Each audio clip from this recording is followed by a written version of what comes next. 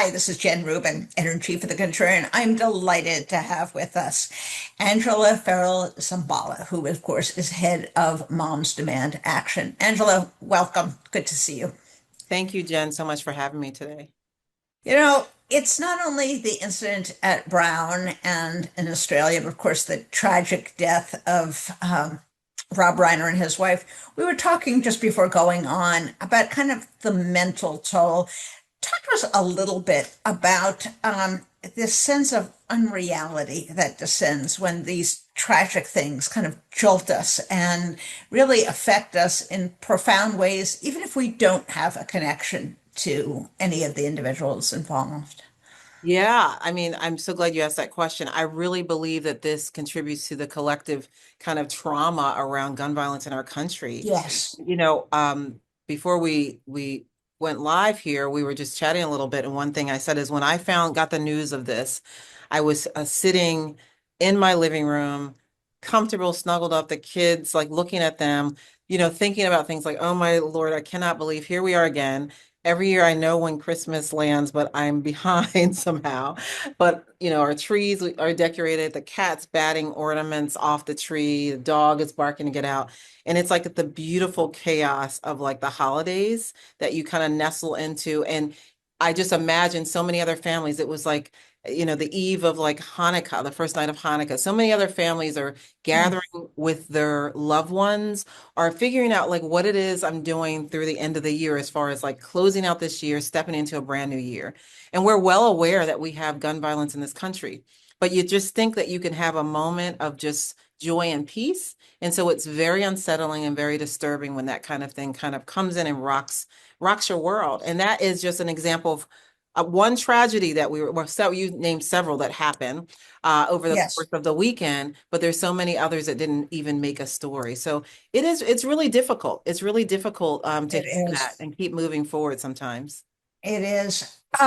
We are now having a generation of young people who have been through multiple incidents. There's a young woman who spoke very movingly. She was at Parkland and now at Brown. We had another student who was at Parkland and then Michigan, Michigan State. Talk to us about kind of what this does to the psyche, not only of those people who go through it, but just again, young people who go off to college or they're in school, and the sense of almost impending doom and perpetual doom. It's not like you survived it once, you never have to worry about it again.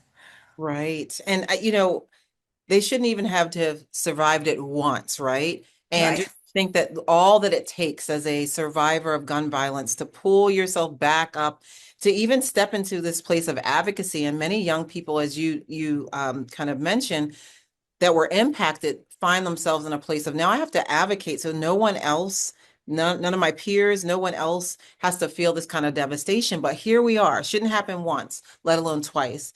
And the fact that some of these students are now survivors of multiple school shootings is absolutely gut-wrenching. And it really is an indictment of America's failure to protect its children. This should not be. This should not be the case at all. And some of the folks that you named you kind of alluded to. I have relationships with some of those incredible young people, young leaders, and families, and it's just really hard. And as a mother of four children myself, I can only imagine not only the young people feeling like, my goodness, is there any place sacred? Is there any place I can be safe? Even when I'm advocating and helping to pass good policy, this is still a thing. But also as parents, like it's always this idea of like, how do I protect my child when they're out of my range, when I send them off to school, when I send them out into the community, how do I make sure that they're safe? So it's horrendous. I will say there's lots that we can do about this to make sure that we're preventing this kind of tragedy from happening in the first place. Absolutely. And let's go there next. It was fascinating to me that when this horrific massacre happened in Australia, there was, of course, an embrace, it was an emotional response, but immediately the government said, we're now going to take certain actions. And they already have gun laws. They already had a very successful gun buyback program. And yet in the United States, there's this disconnect. Somehow it's poor form to talk about actually solving the problem. And then later on, it's too late. Or we nitpick the specifics of this situation and say, well, this gun law wouldn't have stopped this situation. Talk to us about how we reconnect, how we turn these tragedies finally into some kind of action, and maybe where it's being done, even if it's on the state level or in other places. Well, that's a great question. And a lot has been done over the course of the 13 years that Moms Demand Action has been around. And look, I'd be remiss if I did not mention that this was also took place on the eve of our 13-year mark for the Sandy Hook Yes. tragedy, when we had kindergartners, first graders, and teachers that were massacred, which was an impetus for this organization. So I would just say, it's one of those things that it's almost unbelievable. You said, like, we're in a place where our children, the leading cause of death for young people in this country are guns, not childhood cancer, not car accidents. What does it say about us as a nation when we don't get our heads around that together, regardless of your political identity, regardless of your zip code, where you live? We should all agree that this should not be a leading cause of death for children. This should not be interrupting these young people's futures and what they could be striving to do because of the trauma. Now, this is are in many cases lives that are stolen, right? So it really bothers me as a person of deep faith, to hear folks just stop with this idea, like, we're just going to pray. We're just going to think about it and pray. That is highly offensive to somebody who really does feel a connection to God and faith like I do, because I know that faith without works is absolutely dead. We can't just Yes. wish it away. We can't just pray and then go about our day. How do you go to sleep at night when you're thinking that this could be prevented? We must do everything in our power. So, like you said, the contrast between Australia, where absolutely they said, we're going to get right on this, to us waiting. And like you said, too many lives are stolen in that waiting place. We got to keep moving forward. We do have the solutions. We know what we can do to stop this. Too many guns in the hands of people that should not have them. And there are common sense, basic policies that we have been working on, that we passed many. Some of the things that I love to just highlight, so folks don't think, if they're hearing this, that Yes, it's please. just kind of gloom and doom. Yes, we have a gun violence public health crisis in this country, and we've been doing a lot in the 13 years that Moms Demand Action, but even beyond that. And some of the things that I want to lift up is, first of all, in Rhode Island alone, last year or this year, I'm mixed up on my years, 2025, we're not in 26 yet. 2025, we passed an assault weapons bill. And this was 10 years in the making. It's very, very important that we were able to get this across the finish line. And some might say, well, we passed it, so what's going on?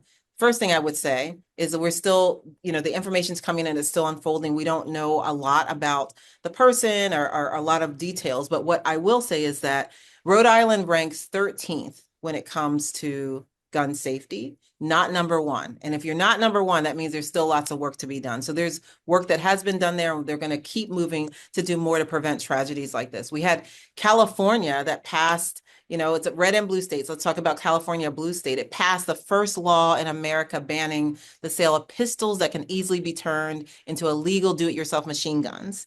And if you think that's like, okay, it's California, we had volunteers working hard in Mississippi, Alabama, and Tennessee to do the same thing so that they could ban machine gun conversion devices. So we're doing, like, those are just like simple ways that we're pointing to this. Another thing I would say is we're electing a lot more people that are fighting for gun safety as part of their platform, and it's a winning issue now. So yes, it feels like a lot still needs to be done, and we need a lot more partnership from where it comes the gun industry and business and across party lines. We need everyone to dive into this crisis so that we can all be safe, because it will meet any of us at any place at any time. And so we need to be working on this. And we know certain things work because we can look at states with tough gun laws and look at states with lax gun laws. And the incidents, we always think in terms of homicide, but also suicide, Yeah. accidental deaths. what are some of the things that those states that are in the top five have done that other states and obviously the federal government can look to implement? Yeah, well, there's one of the things that I am always like, it feels like a very low-hanging fruit and really easy, but it does save lives, is secure storage. Making sure if you are a gun owner, which we have amongst us, we have gun owners, non-gun owners, parents, not parents, faith leaders, veterans. That's why we're every town, right? We are representing every single corner of this country. And when we talk about secure storage, what we're saying is that you have a right to have a firearm. When you have the background check, you have everything so that you can be a gun owner. Then the next thing that you should be doing is thinking about how you're securely storing that so that a child or someone that doesn't have, shouldn't have access to that gun, even criminals, does not have access to that firearm. When we think about unintentional shootings, we think about young people. Sometimes they're finding, they're tuck a gun away somewhere, a parent, and they can find Christmas presents, Jen. So they can certainly find where you tuck your gun. And we've heard too many tragedies about unintentional shootings that end up taking the life of that young person or someone else or harming someone else. Sometimes they can take those guns and take them in other places, onto campus and schools. This is why we need secure storage. We also have this rise in folks leaving their guns in the glove box of their car. And then there's break-ins to cars, and they're not looking for your cell phone or money. They're looking for that firearm. It becomes a crime gun. So simply thinking about how we are making sure we're mandating secure storage of firearms is one way that states across this country are doing the incredible work of keeping their communities safe. Red flag laws are another Yeah. option. Talk to us about those and how those have helped reduce the murder, suicide, accidental gun violence rates. Yes. So when we think about a red flag law, we think about someone that might be at risk of harming themselves or others. We also do this work when we talk about red flag laws. There's plenty of places across this country. I think we have over 21 states that have passed these incredibly important laws. And once they're passed, I think the next step is to make sure that they're implemented and that people are educated enough Yes, and that they can actually access this really important tool. So what it would do is temporarily remove a firearm while someone's in crisis so they can get the help that they need and they can be returned. We know that if we don't have these kinds of interventions, we do see a rise in things like gun suicides. If someone is struggling, then they don't have that, taking that time, taking that beat, not having something, a deadly firearm, that the fatality rate is so much higher. Because sometimes I hear people talk about, well, suicide, if they're already ideating, then it's going to happen. No, the fatality of a firearm, we want to give that person a chance to get the help that they need. So that's a big deal. The unintentional shootings, making sure, like I said, that's really important as well. So those are the two things that we're really looking at. And when I look at red flags, I also think about, we work closely with veteran communities. And when folks are in crisis, when people are struggling, whether it's PTSD, other things, this is a thing that's so important for them to have someone that can see that they're struggling and be able to intervene so that they have a chance. They have a chance to get the help that they need. So I'm so glad that you mentioned those because that's a very important. Again, I'm calling this low hanging fruit, but like I think it's like a common sense gun safety law that saves a lot of lives. And when we think beyond gun homicide, think about gun suicide. We also think about domestic violence. Those are really important factors and steps that can help keep communities safe. absolutely. Give us just a couple more of the common gun laws that have been passed in states that do help. Yeah, so there's a couple other things. Like one thing I think we don't talk enough about this, but um, we've seen the decline in some of this over this past year and under this administration, but we also make sure that there's investment in community-led organizations that are doing violence intervention work on the ground. That is so important because Yes, sometimes and community cycles of violence, and whether this is the street violence intervention programs, whether it's hospital violence intervention programs, that will help to kind of intervene and make sure that the services are given to people so that they can heal, take that trauma and prevent the next round of violence that may come from that. So that's really important. We work very closely with organizations across this country that are making sure that there are resources and there are investments in those communities so that that actually stops the next tragedy. I think that's an important one that we don't often hear about. Another thing that we're doing a lot more, we're working with our Everytown Law, is to make sure that we are holding the industry accountable for their part in this crisis. They make over $9 billion a year, the gun industry, on, in the crisis of gun violence in this country. And one thing we saw, for instance, is with Glock, that is a handgun that easily can be converted. And we talked about the do-it-yourself machine guns and conversion pistols. And this is one in particular that we have been really watching. And I think, more to come, and we can get some backgrounder from Leah on this to you, Jen, but they have made some moves to kind of redesign their firearm, because all you needed is a little plastic switch that you could get under $20, pop it in, and now you have effectively a weapon that's like a machine gun.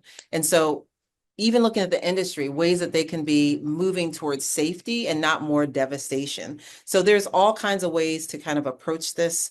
Secure storage, I talked about, making sure in schools, Be Smart. That's a program that we have, making sure that we're getting information out to parents and school districts and health departments so they understand what it means when you're a responsible gun owner to securely have your firearm put away so it doesn't impact folks. And I keep talking about secure storage because it is just one of those things that feels so basic, but it saves so many lives.